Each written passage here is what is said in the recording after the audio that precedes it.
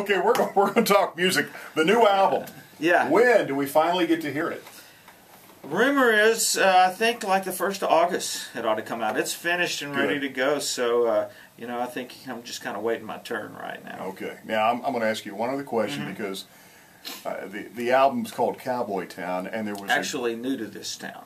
Okay, no, I'm talking about the Brooks and Dunn album, Cowboy Town. Oh, okay. I'm talking about a song on there, which, one of my heroes, Jerry Jeff Walker. Yes. The Ballad of Jerry Jeff Walker, right? One of my heroes, too. Is that a true story? Oh, yeah. Yeah, and it's so funny because I called Jerry Jeff up and I hadn't talked to him in years.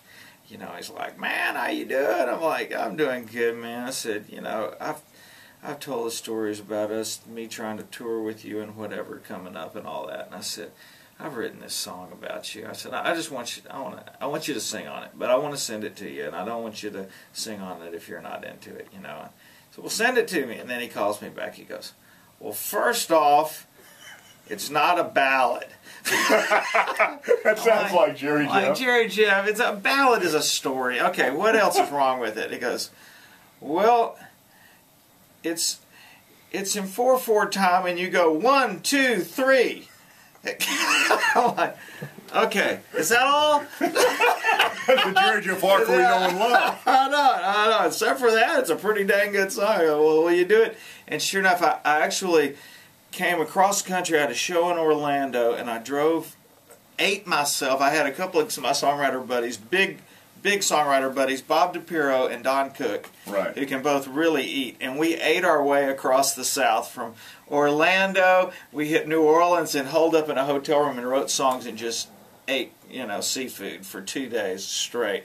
And by the time we got here, we hit the barbecue. I could hardly walk. But Jerry Jeff, swear to God, the first line of the song is, Jerry Jeff Walker stumbles to the stage with a Martin guitar and a 6-pack.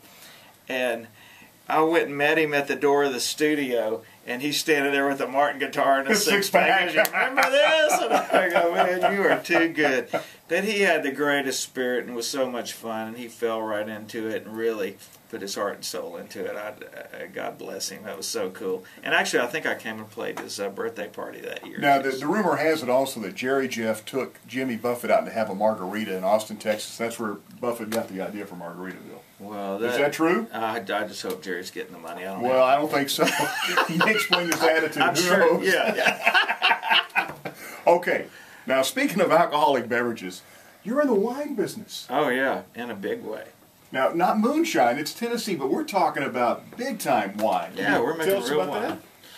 Well, you know, about 10 years ago, a friend of mine started talking about grapes and how Tennessee was the 3rd largest grape-growing state behind California and New York before Prohibition.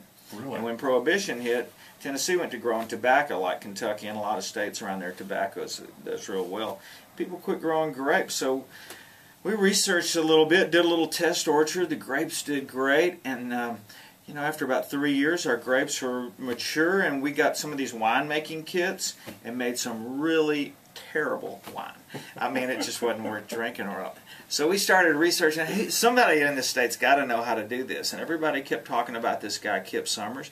We went up and met him, and I found out he was real frustrated because up in where he was making wine, everybody just wanted these sweet, dumb wines and stuff. And he goes, and he had studied in Napa Valley, and I drank some of his cab and went, dude, I mean, you're a talented guy. We need to get after this. So we did. We built just this really cool lodge up on, got a really nice piece of land and a great part of Middle Tennessee, about 30 minutes from Nashville only. And we've got 26 acres of grapes that do real well in Tennessee. Our Cab, Syrah, our Chardonnay, we still go to the West Coast for. We'll crush over 500,000 pounds of fruit from California and Washington State. Wow. So my mission is just to make great wine, and if I've got to go get the grapes somewhere else and we don't get juice or whatever, we actually bring the fruit in just like a grocery store would in big cooler trucks.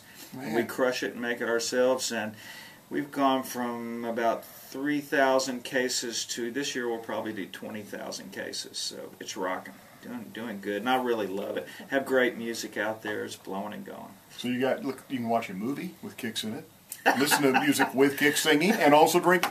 Man, you're making me tired. No, man, I just don't know how you find it. Plus, he has a weekly countdown show too. Yeah, yeah.